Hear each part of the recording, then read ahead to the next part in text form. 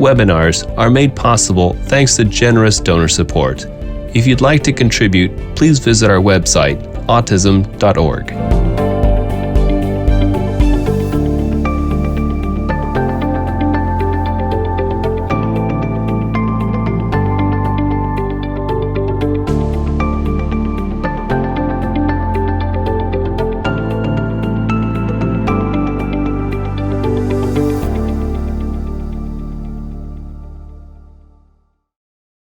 Now, before we get started, we'll introduce the speaker. Dr. Gray Atherton is interested in understanding how people with autism spectrum condition see the social world. Her work focuses on exploring individual differences in social processing and how these differences often found in people with autism also exist in the general population. Thanks so much, Denise. Welcome, everyone. I'm going to be talking today about how age and age of diagnosis affects quality of life. Okay, so what I'm going to be covering is first I'm going to introduce this topic with a few facts about autism, some information that I think will be helpful in understanding the research that I'm going to be presenting. For those history buffs out there, I'm going to be talking about a brief history of autism, which again shows us sort of the progression that we've made in autism and autism research, autism understanding, and also sets the stage for why we have what's called the lost generation, which refers to adults with autism who are diagnosed with autism later in life. I'm then going to be discussing two studies that I've run looking at this specific topic, looking at the lost generation. Study one's about age of diagnosis, autistic traits, and how this relates to quality of life. And then study two is qualitative interviews that I conducted with late in life diagnosed adults with autism. I'm then going to talk about what we can do now to improve outcomes for autistic adults and some future directions. And just a note as well, I use identity first language. So I say autistic, which is something that's been shown to be preferred by the autistic community. Okay, so what do we know about autism? Well, I'm sure everyone here is pretty familiar with this condition. It's neurodevelopmental condition, meaning that it's diagnosed typically early in life, and it needs to be, we need to have evidence that it is present early in life. And it's individuals that have social differences, restricted interest, and repetitive behaviors. Our estimates show that autism affects around 1 to 3% of individuals, but there's some differences in reporting. Statistics that only include children show higher rates. Current estimates are 1 in 36. However, only about 1% of research funding goes to lifespan issues in autism. So even though autism is identifiable quite early in life, it affects a person throughout their entire life, but only 1% of research funding goes to this. About 36% of research goes towards genetics, and then the bulk of it goes to autism as it presents in childhood.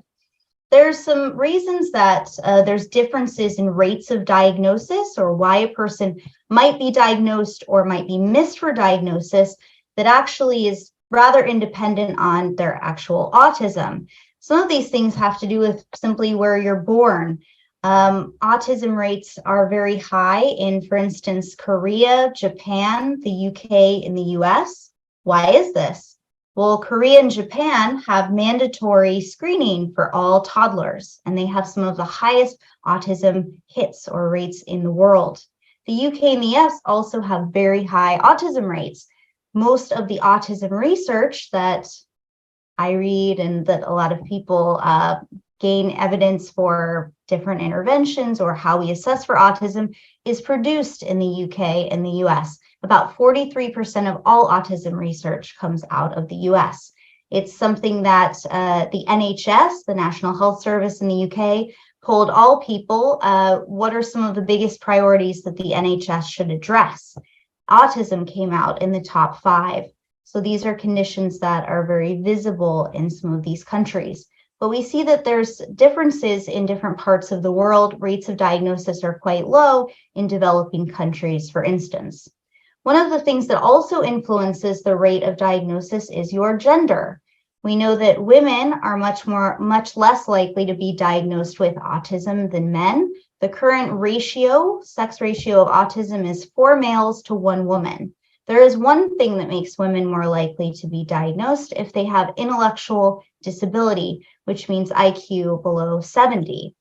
Interestingly, researchers who have studied whether or not siblings of autistic children who are much more likely to also have autism, they've looked at the rates of autism in those using standardized assessments, and they did not see evidence for this male to female 4-to-1 ratio using these standardized assessments, which would suggest that there might be some cultural or societal reasons why females are less likely to be diagnosed with autism than males.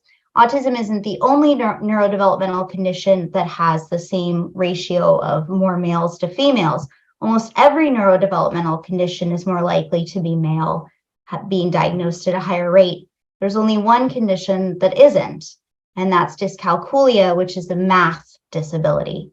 So again, showing maybe some of the societal or cultural differences why women are less likely to be diagnosed, except maybe in areas where we know that males are more encouraged.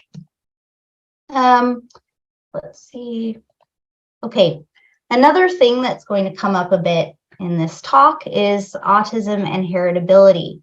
We know that autism is heritable through twin studies, parent studies, and sibling studies.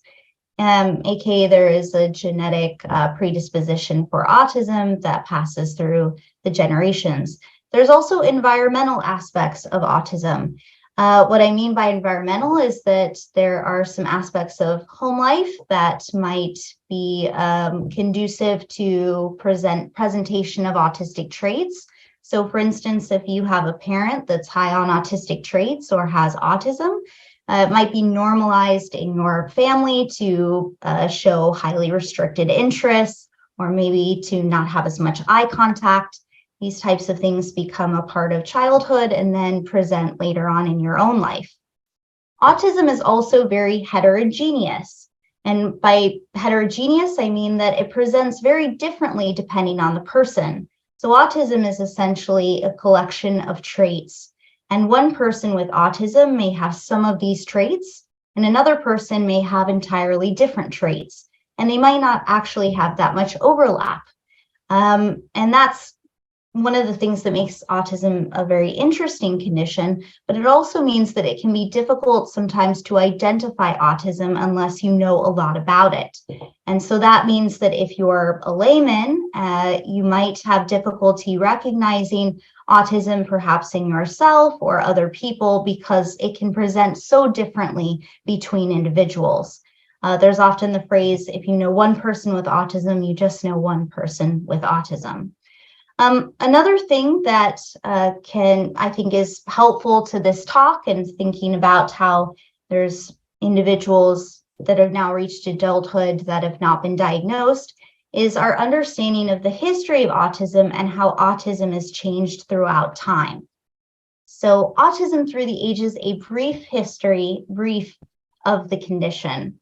So we have, starting quite early, Kanner in 1943 published his seminal case studies on 8 boys and 3 girls who had autism, which is actually an older word, but he sort of coined the name of this condition. And through these quite interesting case studies, if anyone's ever read them, they are descriptions of children that he both met in his office and observed, and also based on some of their life histories. He described children that had severe problems in social interaction and resistance to change, those kind of new condition. Then in 1966, Lauder conducted an epidemiological study looking at children and seeing how prevalent is this condition, autism. And he estimated that it affected 4.5 in 10,000 children. We then go to 1979. We have Wing and Gould, who came up with some of our earliest but still quite regularly used descriptions of autism. They came up with the triad of impairments, and they also looked at how prevalent is autism in a London borough of children that have disabilities. They found that 5 in 10,000 children had autism and intellectual disability, and 15 in 10,000 children had autism without an intellectual disability. So 20 in 10,000 children. We then had probably the biggest sort of breakthrough, in a sense, in autism recognition, which is when it was included in the DSM, the Diagnostic Statistical Manual, which is how we diagnose people with mental health conditions and neurodevelopmental disorders in a routine basis. Michael Rudder led the inclusion of autism, which he called a pervasive developmental disorder. He estimated that 3 to 7 children in 10,000 had autism, and he was the first to say that males were much more likely to have it than females, the ratio about 3 to 5 times more likely. Then we have the DSM-4. The DSM-4 was published in 1994 and revised in 2000, and this was the first time that autism was formally referred to as a spectrum, and they conceptualized autism as ranging from severe to mild, and this is where we saw the inclusion of Asperger's, which was seen as a mild form of what they also called on the other end of the spectrum, classic autism. And they conceptualized autism as being heterogeneous, but in the sense that there's categories of autism, and we can understand it as ranging from severe to less severe. Here we see a big jump in the prevalence of autism. Rather than 3 to 7 in 10,000, we see 1 in 150 children diagnosed. So really big jump. Then we have in 2013 the DSM-5, which is our current DSM. In this, we see all of those categories of autism have been collapsed, and we just have one category or one diagnosis that's called autism spectrum disorder. And they eliminated those categories because autism experts said there's actually not a lot of evidence that there's that much difference between these categories, and we shouldn't really be saying that it's a spectrum based on severity. Here we again see that this prevalence rating has gone to 1 in 54 children. So as we see on this timeline, one thing that has obviously changed is the prevalence of autism has increased pretty drastically. And partly that's because the ability to diagnose people with autism has become much more mainstream. It's entered into kind of the medical zeitgeist, if you will. We also see this through research on autism. So in 1979, 128 research papers were published on autism. By 1985, that was 335. Then by 2000, just the period of 2005 to 2014, 18,490 papers were published on autism. It really kind of captured a lot of research funding and research interest. So one of the other really important things when we think about the history of autism and how autism understanding and awareness has changed is through education. So when we look at very early models of education, we see that there were people with disabilities and learning differences that were excluded entirely from the educational system. They were deemed not able to learn in that environment, and so they were kept at home or did other things. We then had some pretty influential educational acts that were passed first in the UK and then in the US that made education mandatory for children. And what we then saw is that children with special needs like autism were maybe segregated to different schools, different institutions. When we look at the history of some of these institutions, they were quite poor. We then saw a change, sort of some kind of muckraking, some important reforms of these poor institutions for people with learning differences, and they sought to integrate children into mainstream education. But integration wasn't entirely positive. Oftentimes, children were kept maybe on the same premises, but they were educated in different classrooms or even in different buildings. And the idea here was that these children had the same thing, but they were still separate from other children and also from other teachers. And then we had, in 1994, this Salamanca meeting where we had representatives from all over the world gather in Salamanca, Spain, and draft the Salamanca Statement, which is that it is a human right for children to be educated alongside children that don't have disabilities. So children with and without disabilities need to be in the same classroom, and there needs to be an inclusive educational environment. And that became the mainstream model for education in many countries, including, for instance, the US and the UK. And that was really important for several reasons. It was a big change. One of the reasons is that we have children growing up alongside children with different learning abilities and neurodevelopmental conditions.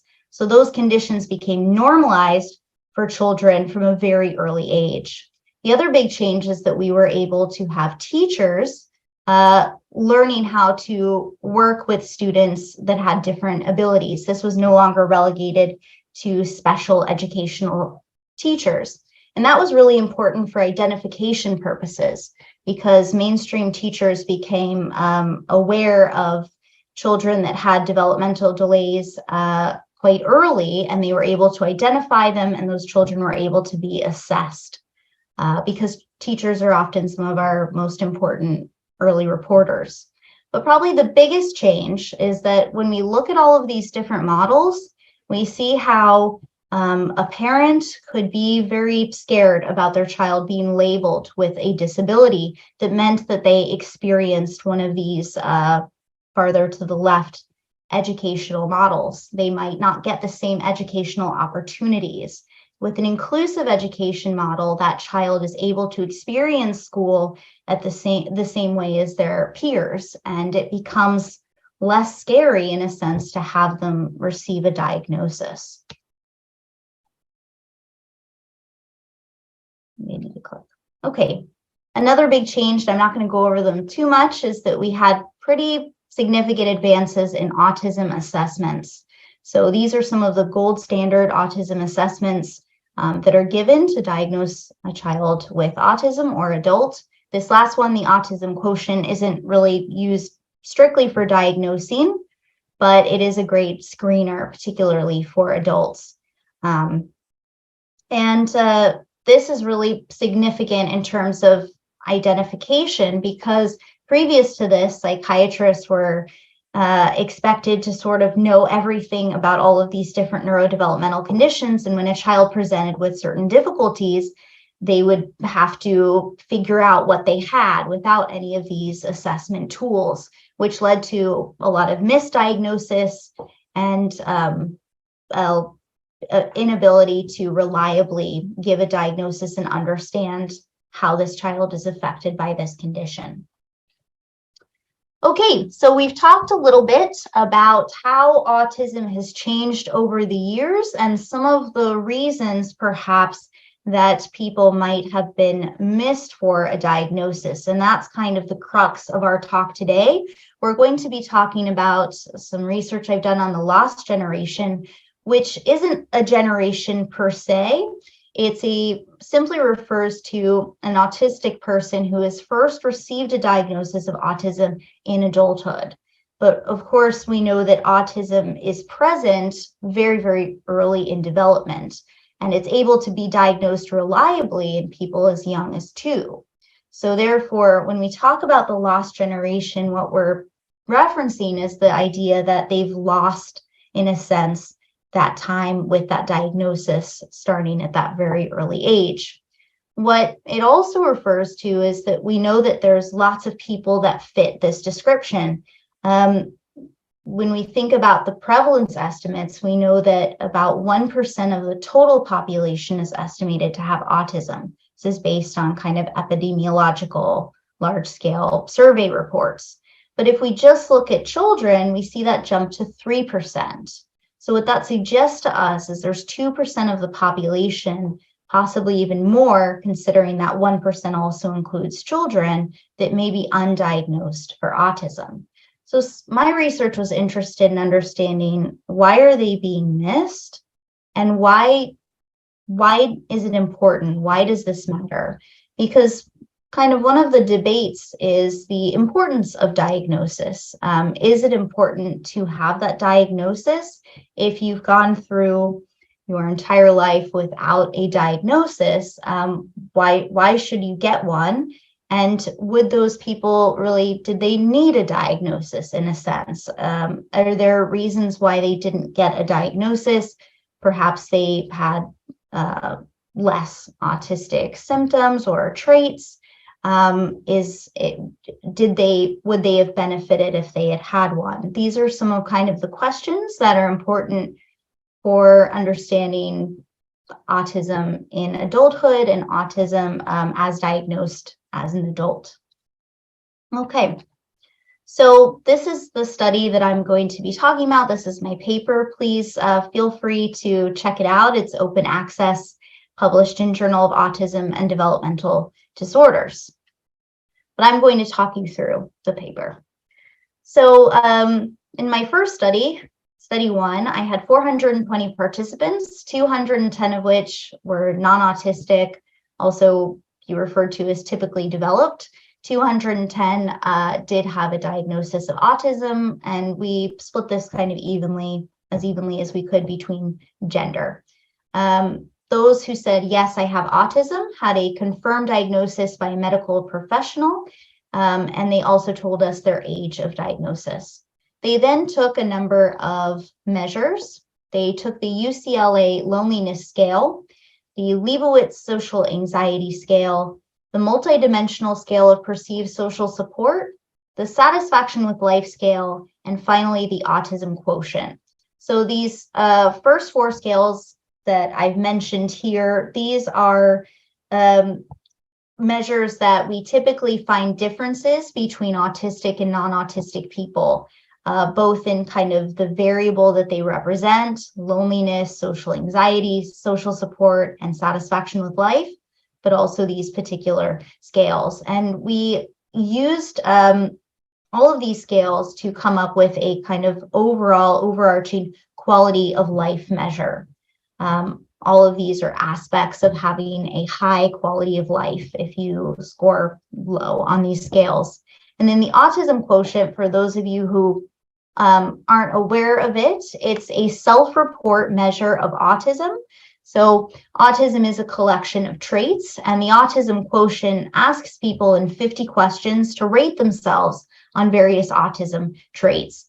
And some of these, half of these traits would be reverse scored, which means that if you say, yes, I would rather go to a party than to the library, for instance, then we would reverse score that because we would conceptualize autistic people or an autistic trait as preferring the library than a party. Certainly not true for everyone, but it is a good scale. And important to note about the AQ is it is a self-report. So this is how someone perceives themselves in relation to autism and autistic traits. The AQ also does have kind of a clinical range. So if you score above a certain cutoff point, you're quite likely to have autism, though it's certainly not a perfect correlate. And so for the purposes of this study, because we're interested in people with and without autism, we excluded those that scored in the clinical range of the AQ, which was 2 people. Okay, so let's look at some of our results. So what we found is that people with autism were, if we look at gender differences, we see that females had a higher age of diagnosis on average than males. As predicted, if we look at this kind of third line here with the AQ, we see that autistic people scored much higher on the AQ than people that were not autistic. But we can also see here that it looks like females scored much higher on the AQ, this self-report of autistic traits, than autistic males, which was interesting. But as has been shown in quite a bit of research, non-autistic females actually scored lower. So TD, typically developed females. And then when we look at quality of life, so we took all of those different measures and we created kind of a super measure of quality of life. And we put them on a continuum. We converted them into a Z-score, which has it anchored in the middle at 0 and then ranges from 1 to -1. And what we found is that autistic people scored lower on quality of life, while non-autistic or typically developed people scored higher on quality of life. We didn't see a difference between genders. So we were interested in seeing, okay, so it looks like women were diagnosed later in life than men. Can we understand this from the perspective of being diagnosed as an adult or not being diagnosed as a child? What we found from our sample is that about 2/3 of females were diagnosed over the age of 18, whereas 2/3 of males were diagnosed under the age of 13. So males were diagnosed earlier, and females were predominantly diagnosed as adults. We then looked at this AQ score, so self-report of autistic traits. And what we found were that females were significantly higher in the way that they rated themselves in terms of their autistic traits. They said, I have a lot of them. And the opposite was true if we looked at typically developed females. So interesting, because one of our questions was sort of, is it that people who are diagnosed later in life just don't have milder autistic symptoms? And our findings suggest certainly that's not the case. Females seem to be diagnosed later in life, but they report actually having quite high autistic symptoms. So that's not the reason. Yep, so just to recap, autistic people had higher autistic traits, which we would expect, but they had lower quality of life compared to non-autistic people. So these were things like perceived social support, social anxiety, loneliness. Autistic people experience those things more. Autistic women were more likely to be diagnosed in adulthood, autistic males before adulthood. So autistic males are being kind of recognized as autistic earlier in life. Autistic women, though, did have higher levels of autistic traits. Quality of life did not differ by gender. So now I'm going to show you kind of some graphs here. One of the things that we were interested in is this age of diagnosis. So does that matter? Does it matter for people to be diagnosed earlier in life versus later in life? Why is it important to be diagnosed at all? And also, is it important the timing? So what we found, and how does this translate to quality of life? So if we look at this top graph, this is typically developed people, and we're looking at quality of life on the right and AQ score on the left. And what we found is in line with a lot of research that looks at quality of life and aging. And what we find is that people, as they get older, they report higher quality of life. So they report less social anxiety, more social support, less loneliness. Essentially, as people age, they seem to be quite confident in who they are. They're comfortable in their skin. They're happier kind of with where life has led them. This is something that's quite stably found in research on this area and quality of life and aging. We also found that the older people were, the less, the lower their AQ score. Again, this is a self-report measure. So it sort of suggests maybe that people, as they get older, they see they're less maybe critical in a sense, or report less challenges, because the AQ, even though it's certainly not a bad thing to have a higher AQ score, it is a questionnaire about things that are difficult or challenging in a sense. And people, as they aged, reported less of these traits. They didn't see these traits in themselves as much, or these difficulties as much. We saw the opposite for autistic people as a relation with both age and age of diagnosis.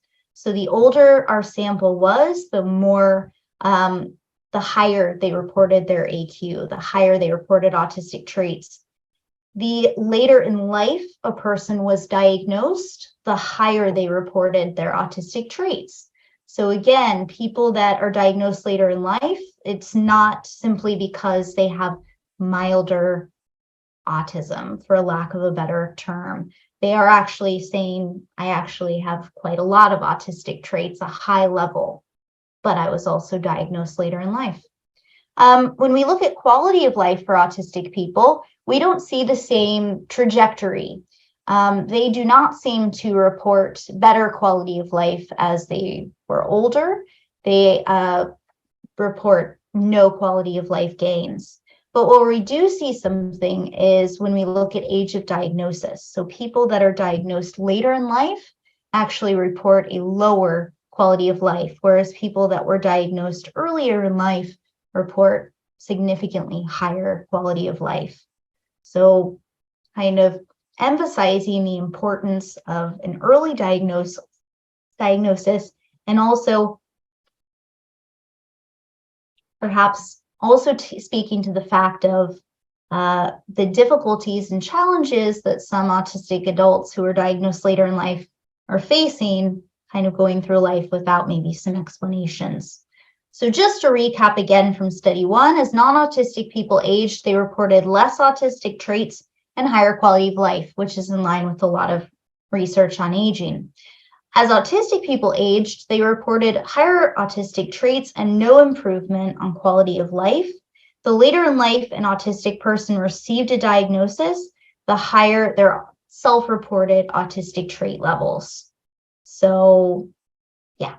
And then the later in life they were diagnosed, the lower their quality of life.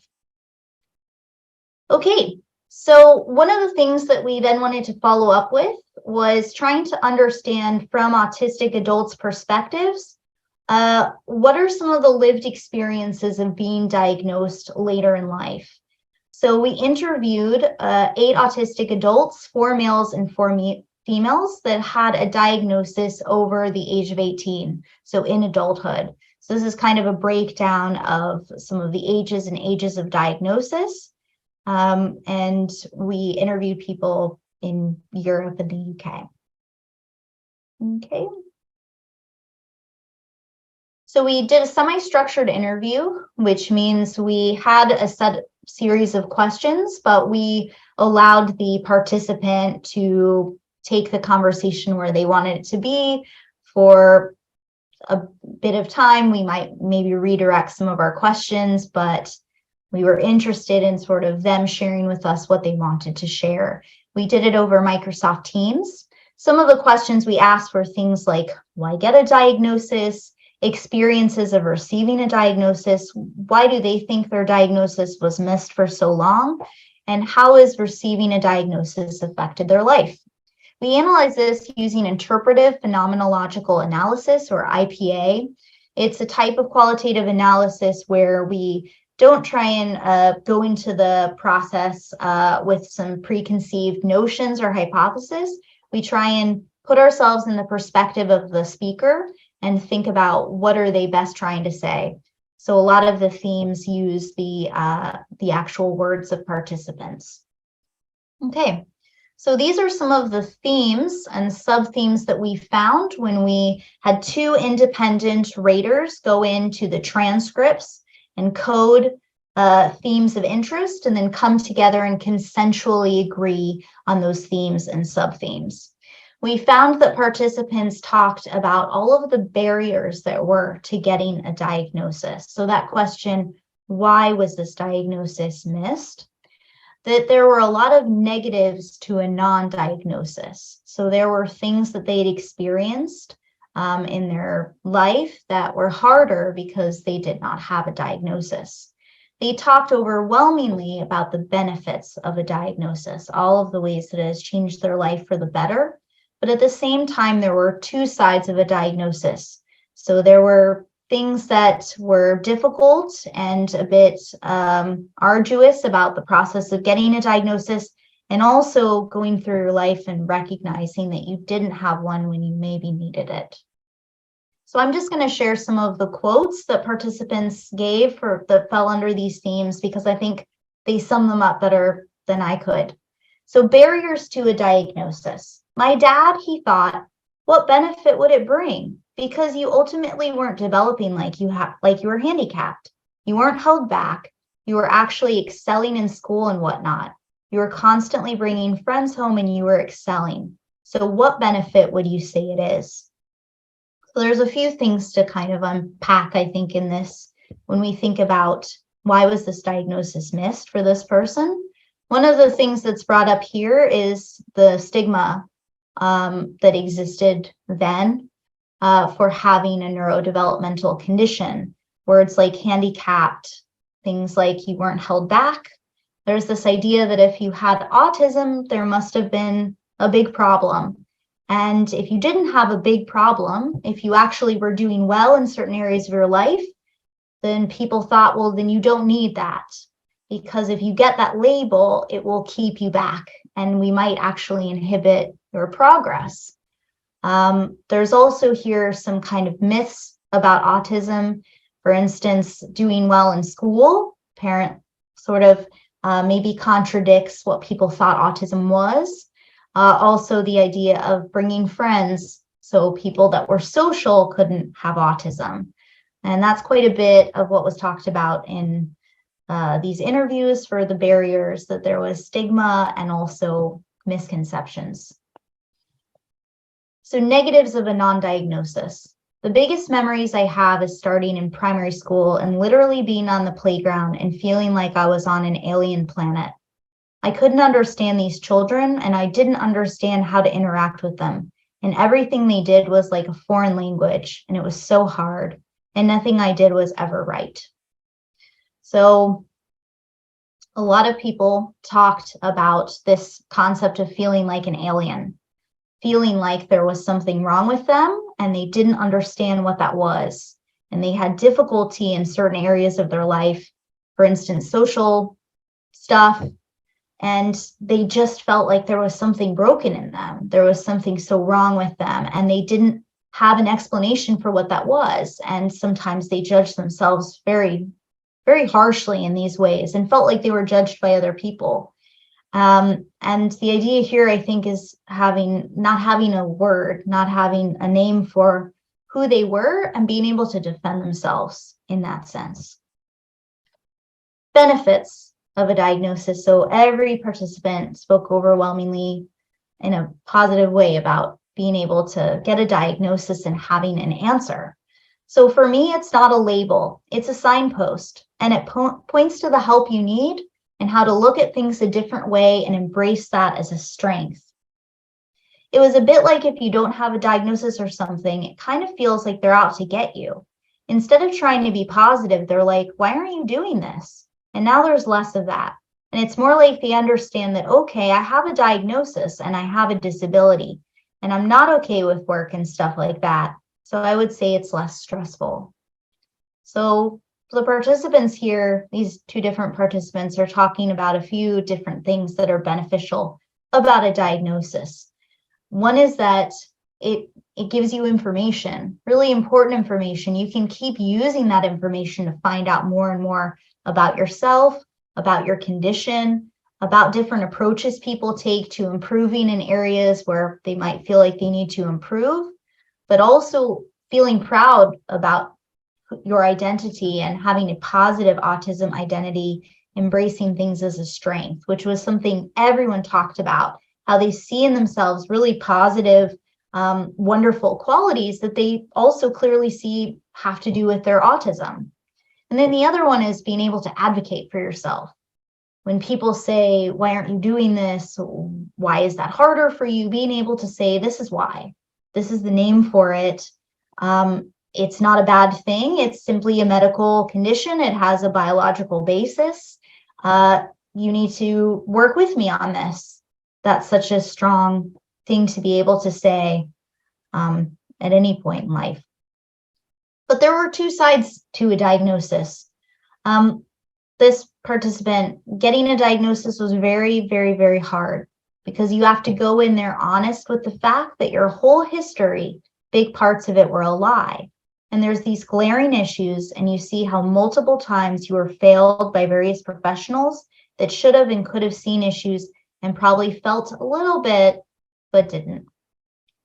So this participant and many participants were talking about, first of all, getting a diagnosis as an adult is hard. When you're a child and getting a diagnosis, it's a bit out of your hands. It's handled by the school, it's handled by the parents, it's handled by the doctors. But when you're doing it as an adult, you're doing it on your own back. And that was very stressful and difficult.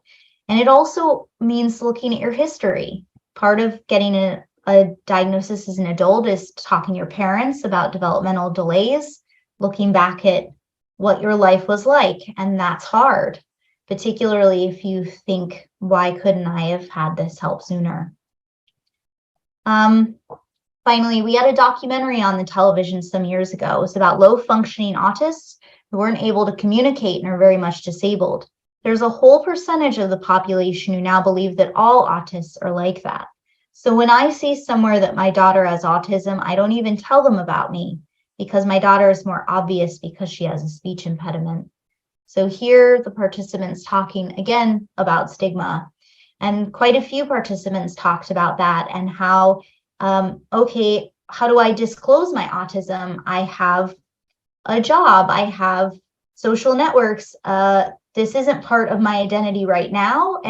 How do I make it part of my identity, particularly when there are so many negative stereotypes about autistic people? Will people understand that I'm still me, that I still am able to do everything to the very high level that I already am?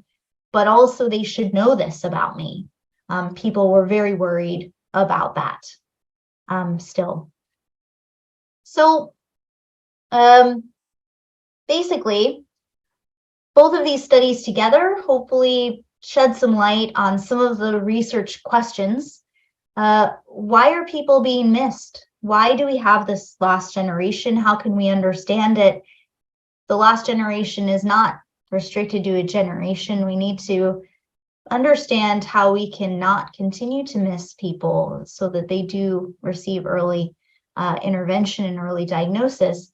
One thing that came out from this work is that females are being missed more than males, and it's not explained by autistic traits. It's not because females aren't as autistic. If anything, they're reporting higher autistic traits. And it's not because people that are diagnosed late in life have better quality of life, they're coping better. We didn't see that evidence at all. In fact, we saw that being missed for a diagnosis led to a lot of difficulties in terms of quality of life, particularly as people had an even later diagnosis. What we found from study 2 for why people are being missed, people talked about not fitting the autism mold, having things about them that contradicted stereotypes, like having high social skills or a big social network, doing well in school. Those children seem to be missed. Parents were worried about stigma. What will this mean if you have this diagnosis? And females were, again, less likely to be connected with a difficulty. Does it matter? Does receiving a diagnosis early in life make a difference? Our research suggests that yes, it does. Adults who are diagnosed later have worse quality of life outcomes. If you're diagnosed earlier, you have better quality of life outcomes. This is also a little bit mirrored in the self-reported autistic traits, possibly. People that are diagnosed later, these traits become they become hyper aware of them, possibly. Whereas if you're diagnosed earlier in life, it might simply be part of who you are that in a way that you don't think about as much. And then in study 2, we also saw that it's still so important to get a diagnosis late in life. Early diagnosis is not the end all be all. There's still so much you can learn about yourself. If you're diagnosed as an adult, you have answers. You have, as that participant put, a signpost. You have more understanding of who you are, but it's not that easy. There's costs sometimes involved. There's weights. It opens up memories. You have to think about what the label means for you. So it's not an easy Band-Aid. It's something that can be difficult and challenging, but ultimately everyone felt like it was worth it. So what can we do now? What are some important areas of change that we need to see so that we can rectify and lessen the lost generation? We need to recognize female autism. We need to do a better job understanding what that looks like in females and how we can change perhaps stereotypes of autism as a male condition. We need to reduce stigma of autism. We need to recognize the strengths of autistic people and make it okay to be autistic. We need to continue care into adulthood. Autism funding only is 1% for lifespan issues, but all of the people with autism will age, and we need to understand how we can help autistic adults, and particularly people who are diagnosed late in life. Clearly, there needs to be some targeted intervention there with support, peer support, counseling. There's trauma that's involved in being diagnosed late in life, and we need to recognize that. So some future directions. These are some things that I think are important for future research into this topic. We need to look at family patterns, experiences of parents whose children have been diagnosed and who are then diagnosed. That's a really interesting area of research. A lot of the people that I interviewed sought a diagnosis because their children were diagnosed. Experiences of older adults whose children were diagnosed as adults. So we've asked adults, why do you think you were missed? Be interesting to ask their parents, why not seek a diagnosis so that we can understand how we can improve awareness and recognition of autism in parents right now.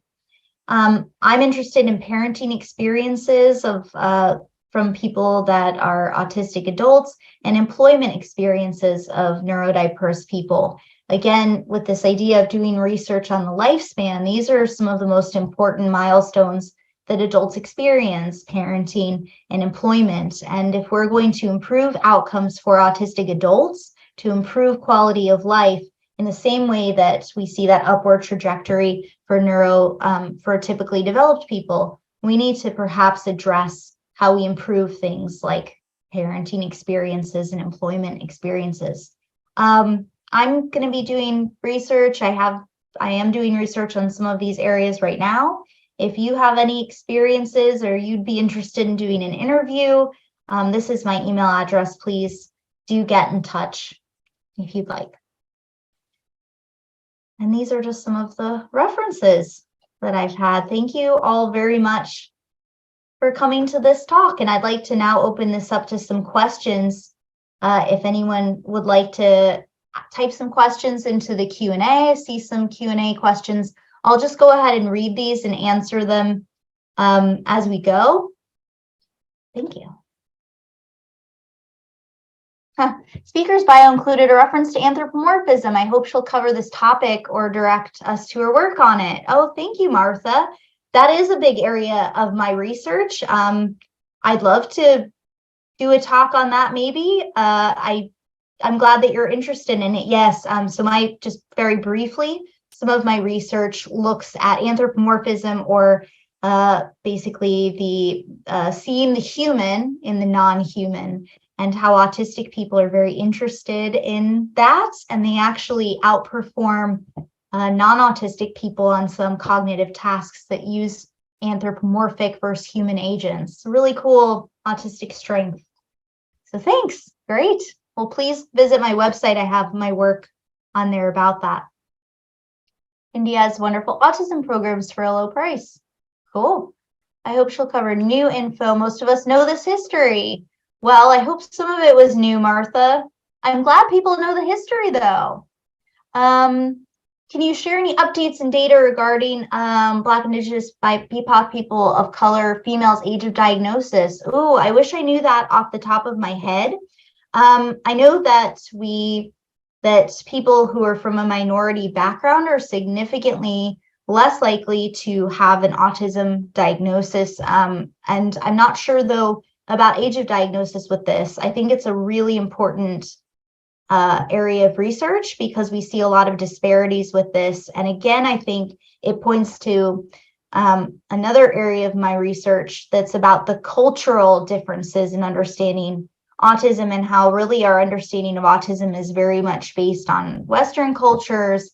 It's normed on predominantly Caucasian populations, and we miss a lot of people of color. It's a great point. How does Asperger's differ from autism? So Asperger's, based on Hans Asperger's, famous researcher, and the way it was conceptualized in the DSM-4 is essentially it's without language delays. That was really the big difference between Asperger's and autism. But the way that it was often used by clinicians in diagnosing is they would say it was a milder form of autism. But the reason that we don't have Asperger's anymore as a diagnostic category is that that's not really reliable. That's extremely subjective. And a lot of research shows that actually people with what was called Asperger's performed all kinds of tasks exactly at the same way as people that had autism. So it wasn't a very reliable category. I hope that helps. We just received our 16-year-old's diagnosis, and oh great, and I'm grateful for the overview. Brand new here. Oh, that's wonderful. I'm really glad that she got that diagnosis. Yeah, I hope that it's really helpful for a family for understanding stuff and getting her some good support. Great. Why is there no diagnosis for children with double disabilities, such as children with hearing disabilities with autism? I'm not sure about that, Hoffney. Why is so my understanding would be that they would receive a diagnosis of autism, but we know that sensory difficulties, like a hearing disability, would make it difficult to do possibly some of the assessments. I'm thinking about the ADOS, one of the ones that we talked about. One of the big sort of tasks in that is to call a child's name and see if they respond to it. So there would definitely have to be a specialist that was able to come up with alternatives for some of these assessments, and then reliably diagnose them on top of the hearing disability with autism as well. I know that's a very complicated situation, but I think it is possible. But that's a good question. I'm a parent of a 2E child from Washington State. My daughter is autistic and gifted. My district is pushing inclusionary practices. However, the majority of highly gifted and capable counsel are othering kids with disabilities. As a BIPOC parent, disabled myself, I'm shocked to see how well educated, privileged parents portray autistic kids as trouble and kids with behavioral issues are specifically against inclusive practices. How can I, as a parent, advocate for the child's inclusion? How do we speak about acceptance of autism in high stigma societies? Wow, that's a really great comment and a great question. A lot of children with disabilities are double gifted. I have a diagnosis of ADHD, and I was also in gifted classes, and it's common, to be honest. And I think that there are a lot of negative stigma and stereotype about a child with disabilities, whereas one thing that parents without children with disabilities should recognize is that if you're putting your child in the same learning environment as a child with disabilities, that child is going to develop, both children will develop a lot of empathy for one another. We can't develop empathy in children unless they are in inclusive environments. That is going to just perpetuate othering children. And that's part of a well-rounded education. And so I think some parents might be so fixated on sort of the cognitive aspects or intellectual aspects of school, but going to school is not just about that. It's about being a socially responsible citizen and having empathy for other people. That's what I would say in a parent-teacher conference. That makes sense.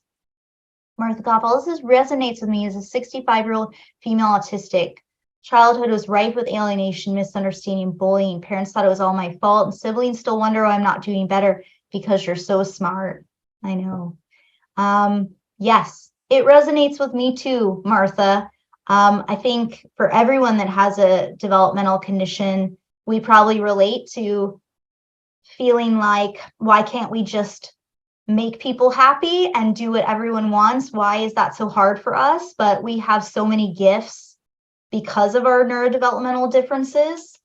And we have a lot of trauma as well, I think. And we need to take care of ourselves. Yeah, I share that too. On the side benefits of a diagnosis, the participant indicates autism is a disability. It's not necessarily a disability. Please comment. Yeah, that's a good point, Alejandro. I like to use the word condition. That's something that's being used a lot more now, autism spectrum condition, because it is a condition, not necessarily disability. I think, though, language stuff is difficult. It's always changing. If we look at kind of that history of autism, we see that the way that autism is described and conceptualized is radically changed over the years, hopefully for the better, but some people are still used to what I think is maybe older language. But if people are coming from the right place with and we understand what they mean, I think that's what's important. In a sense, and you just learn every day. I do. I say the wrong thing all the time for stuff, but I'm here to learn. What kind of interventions or therapy can be used for late adults? That's a great question. So I'm not sure that there's as of yet sort of a gold standard specific intervention. I know that it can be helpful to talk to people, to see a therapist that you trust, and certainly maybe work through some of the identity issues that have come up with getting a late in life diagnosis can be really helpful. There's some cool research that's just coming out on peer support groups.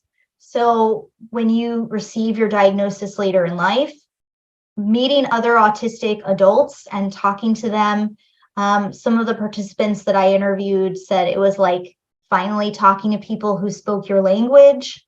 It was really therapeutic to just be with other people that understood you in a sense. And that's therapeutic as well. And just having meetups and talking about kind of that shared experience can be good. What are ways, thanks Dana, what are some ways to improve the quality of life of an autistic person as they age? That's a great question.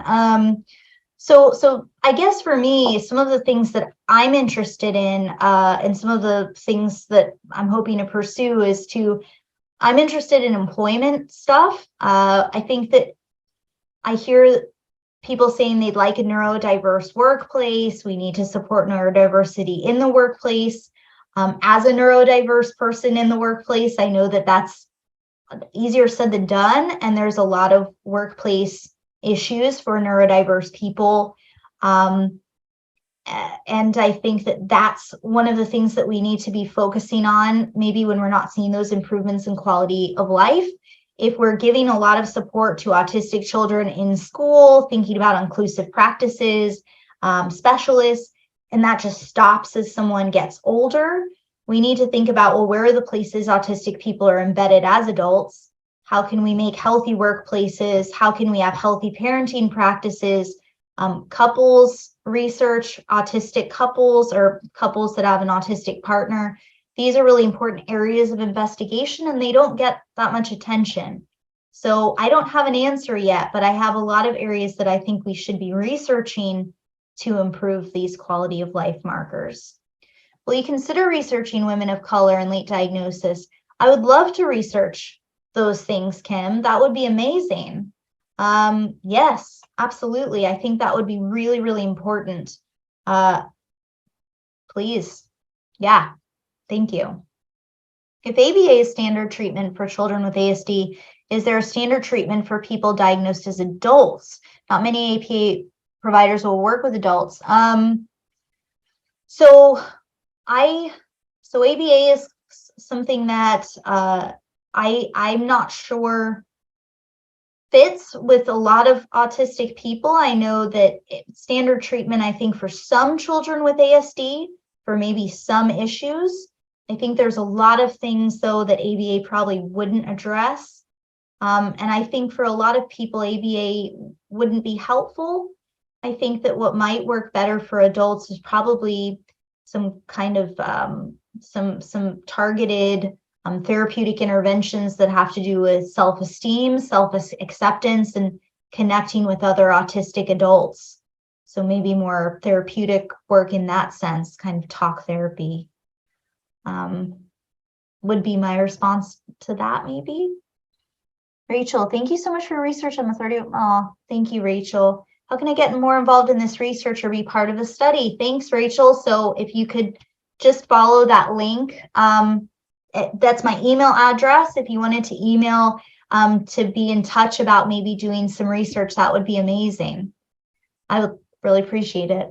Hophni, why is there no diagnosis for children with double disabilities? Oh, I think I've answered that.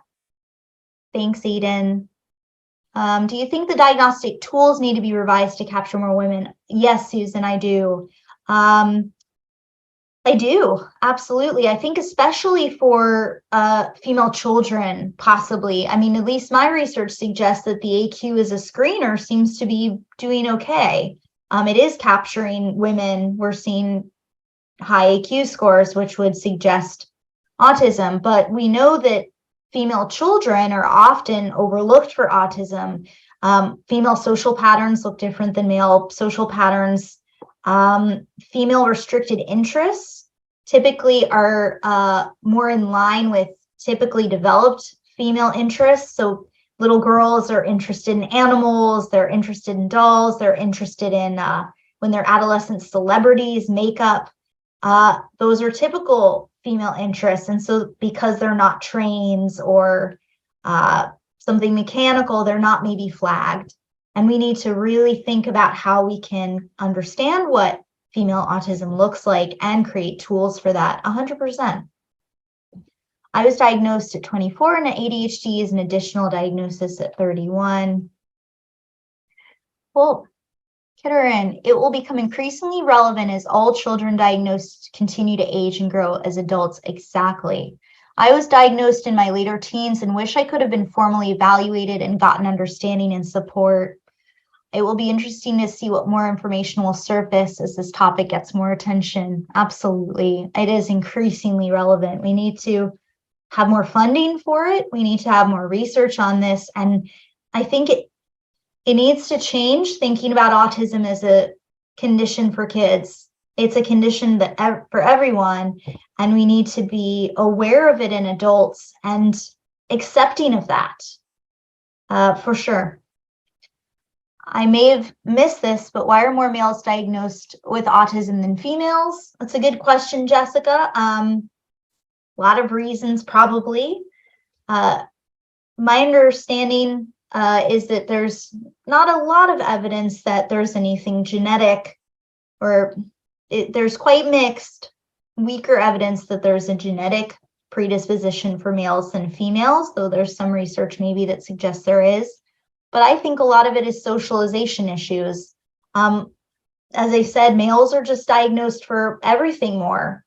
Males are sort of conditioned quite early in life to be more demonstrative, to not be as nervous about causing a fuss or getting attention or sticking out. And so they get diagnosed with developmental conditions at a much higher rate for everything except for dyscalculia, which is a math condition. So I think there's some socialization stuff there and kind of our cultures that think that they give more attention maybe to male misbehavior, something like this. How do we help family members understand that their family member can be intelligent and experience developmental and communication differences? I don't know. I think maybe one way is that I think that those two things probably are related in a sense. I think that we develop compensations in both directions. I think that some of the smartest people I know, most intelligent people, have social differences. And partly that's because they get so interested in what they're interested in, they're maybe not spending time on other areas. So you can't really have one without the other, in a sense. We all are who we are for all of these reasons combined. We're a whole person. And yeah, I think that's a good question. I hope that's a great question. Bill Deep, I think more awareness needs to be, thanks. need to be spread around auditory processing and visual processing. It's very commonly seen in autistic people. Absolutely, yeah. It's really funny when we looked at that timeline, the DSM-4 didn't have anything about sensory differences in it. And the DSM-5 has it now, but it's not really, it's not one of the two criteria. It's kind of sensory stuff is put into restricted interests and repetitive behaviors. I think in the next DSM, we're going to see autism again reworked, and the sensory aspects of autism, which almost every autistic person has, they're one of the most defining features of the condition, is going to feature a lot more prominently. But it's a really interesting aspect of autism and a strength. Elsa, there's a long wait for diagnosis from a specialist. Does this happen in other states? How does insurance play a role? I hope people have answered that for you. It is really difficult. Yeah, it's very difficult to get a diagnosis. It's a really long wait times here in the UK because we have the NHS, so it takes like a year, 2 years sometimes. Just not great. Great presentations. I'm glad you're doing this research. Thanks. I'm the parent of 3 adult children. 2 of them were diagnosed in adulthood. I'm a big supporter of getting their correct diagnosis. Me too. It's important and it's needed by the person and those who we love, so we have a better understanding of each other. I couldn't agree more. Yeah, you're welcome. There's been more work looking at masking. Has there been more work looking at masking? That's a great question. Yeah, there's some great work on masking. I would give you the name of a great researcher here in the UK that does masking research. Her name is Elida Cage. I'll type it in. Oh, my mouse isn't working. Oh, I hope I'm correcting this correctly. Elida, I think it's this. She's at the University of Stirling. She does wonderful research on masking, which is a really important topic for and something that was brought up quite a lot in my interviews. Yeah, I hope that answered. I think it did. It went somewhere. Yeah, great presentation. Oh, sorry, this was okay. Even the shift from person first to condition first came within the 10 years I've been working in the special needs field. Absolutely right, Jameson. Yeah, I got the first article I ever submitted to an autism journal, I said person with autism throughout the whole article, and they said you have to rewrite it. We use condition first language because of this research that surveyed autistic people, and they said they'd rather be called autistic. And so that's what I do. I just want to say what people prefer. And I think I call myself an ADHD person, so I guess it sort of works. Do you agree with the DSM's decision to bring Asperger's into the ASD fold? That's a good question, Carl. So from a research perspective, I do, because what used to happen is that people would include people with Asperger's and with autism, and then people that were typically developed, they would have sort of 3 conditions. And what they kept finding is that people with Asperger's and autism were performing the same. So it sort of didn't seem like there was evidence that it was different in a sense. What I do think is helpful is if we do perhaps say this is a person that has intellectual disability and autism. That can be helpful. But yeah, I think I would agree with that. But I also agree with people identifying themselves the way they want. And if people feel comfortable saying I have Asperger's and that's what they like to say and that makes sense to them and who they are, that's good. So no problems with that too. How can we educate our community regarding this topic? It's upsetting me that no one, educators included, thought I had autism or any disability and I never got extra help. Yes. I think one thing that's come out from this research for me is that it's very important that we encourage people to have a diagnosis, and we try and say that it can only be a good thing.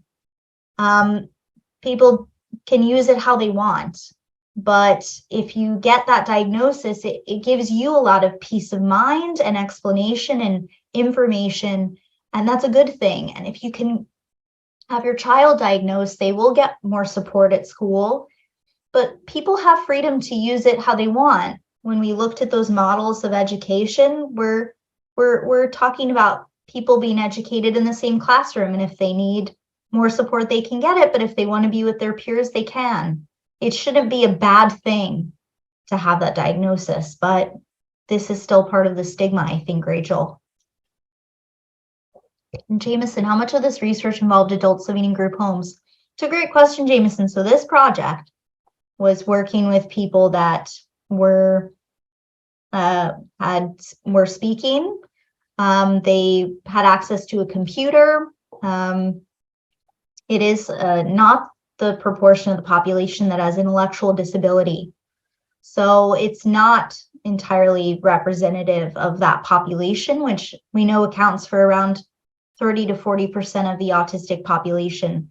So that is something that's regrettable, and we do need to include that proportion more. So yeah, none, unfortunately. You have research findings you can share on the increase in self-diagnosis for those who have barriers to getting a formal diagnosis? That's a really great question. Off the top of my head, I don't know the answer to that. From my own experiences doing a lot of autism research with adults, I know that lots of people do have a self-diagnosis. For lots of people, they don't need a formal diagnosis because they are very comfortable with they feel quite sure that they have that. And that's great. That's a great thing. For a lot of other people, they would like that confirmation from a medical professional because they're not sure that they can accurately diagnose themselves. But it is an important part of identity, and for some people that's enough. But I do have lots of people, not lots of people, but some people that say I'm in the process of getting a diagnosis. For my research purposes, because you can have a different diagnosis than autism, and if you're not a clinician, you might not, that's not necessarily as trustworthy. I do require confirmation that it's from a medical professional, but that's kind of just for research purposes, if that makes sense. Regards from Macedonian Scientific Society for Autism. Cool. Hi, Vladimir. That's great. Can you address female ASD and self-harm and how the treatment may be different than for self-harm without ASD? I'm sorry, Shanti.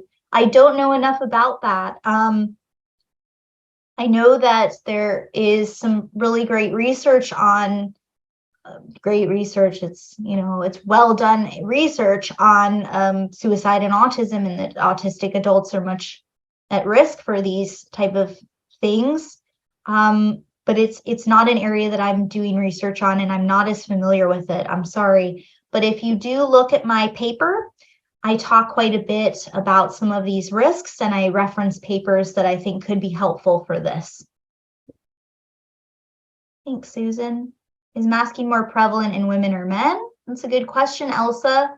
Trying to think about if there's gender differences in masking from any of the research I've come across. Off the top of my head, I don't remember there being gender differences, but that's the top of my head. I would think probably there is more masking in women, but then again, I think men mask for sure. So I think that probably where you'd see the biggest differences in masking is people who are diagnosed earlier in life would mask less than people diagnosed later in life. That would be where I would see the biggest split, I would think. Is there an association on IQ and quality of life for people with autism? That's a good question, Corrine. I think it's difficult. I talk about IQ and intellectual disability is kind of a way to maybe characterize some people on the spectrum, where we might even use the term higher functional needs. I also am very aware that IQ tests are very hard to give to people that might be non-speaking.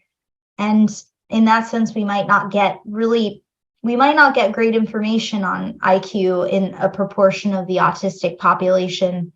And so in that case, it's a little bit difficult research to do. I do know that there's some research that suggests that children, adolescents that don't have intellectual disability, that have IQ 70 above, actually have more social anxiety and have more kind of mood conditions like depression. They also seem to rate themselves lower on certain cognitive skills than their parents are rating them or their teachers. So I do think actually maybe there is an association where it'd be higher IQ and lower quality of life, which again speaks to things like stigma and being aware of being judged for certain negative things. Thanks, good question. Thank you so much. I'm very concerned regarding vulnerabilities of autistic females in abusive and domestic violence situations. Do you know any studies or support programs for domestic violence victims who are neurodiverse? That's a great question. This is a very important area of research. I'm trying to think specifically domestic violence. Off the top of my head, I don't know. I know that there's research that's being done on this. Absolutely. We know that people with autism are much more likely to be in abusive situations, to be taken advantage of by a partner.